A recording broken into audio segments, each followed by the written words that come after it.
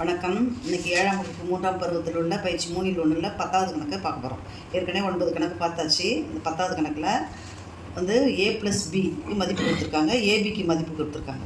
இங்கே a² + b² மதிப்பு என்னன்னு கேட்டிருக்காங்க. நம்மளுக்கு இந்த முற்றொருமைகளில் முதல் முற்றொருமை நம்மளுக்கு எல்லாருக்குமே தரவாக தெரியணும்.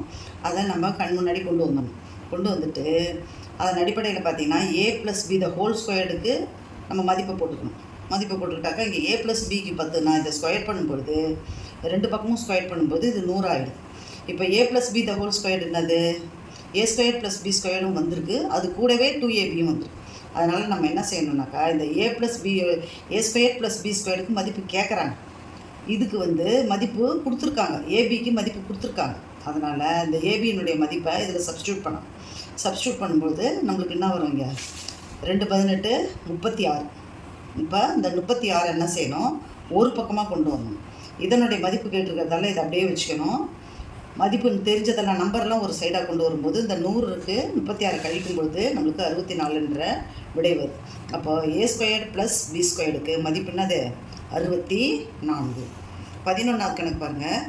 இதில் ஃபுல்லாகவே இதில் 4 கணக்கு கொடுத்துருக்காங்க. இந்த 4 கணக்குலையும் a² - b² ரெண்டாவது முற்றொருமையை பயன்படுத்தி தான் செய்ய சொல்லியிருக்காங்க. அப்போது ஒவ்வொன்றையும் நம்ம என்ன செய்யணும், அந்த ரெண்டாவது முற்றொருமையில் நம்ம கொண்டு வந்துடணும். இப்போ z² - 16.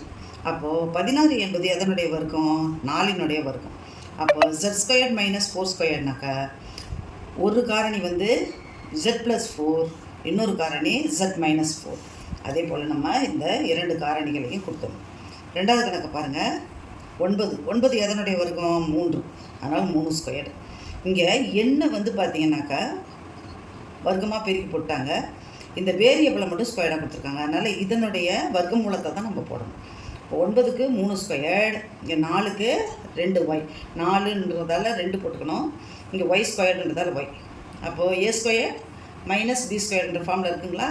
அதனால் இப்போ ஏன்றது பதிலாக 3, bன்றது பதிலாக 2y. அதனால் இங்கே 3 + 2y, 3 - 2y தான் இதுக்கு answer.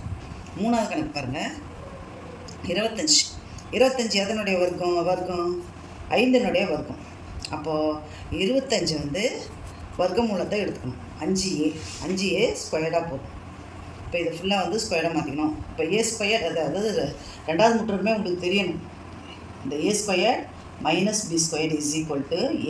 b × a - b.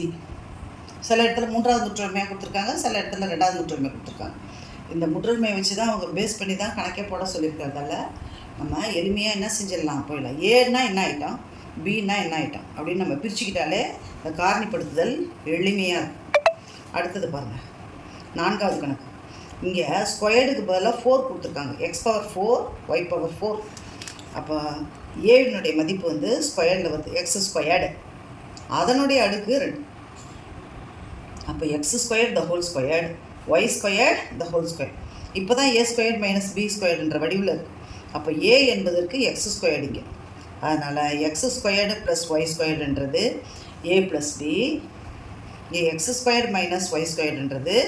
a - b. இது இந்த 11வது கணக்கு ஃபுல்லாக பார்த்தீங்கன்னாக்கா இந்த முற்றொருமை, அதாவது 2வது முற்றொருமை அல்லது 3வது முற்றொருமைன்னு இதை சொல்லுவாங்க. இந்த முற்றொருமையை பயன்படுத்தி தான் நம்ம வந்து இந்த கணக்கை ஃபுல்லாக செய்யணும். தேங்க்யூ.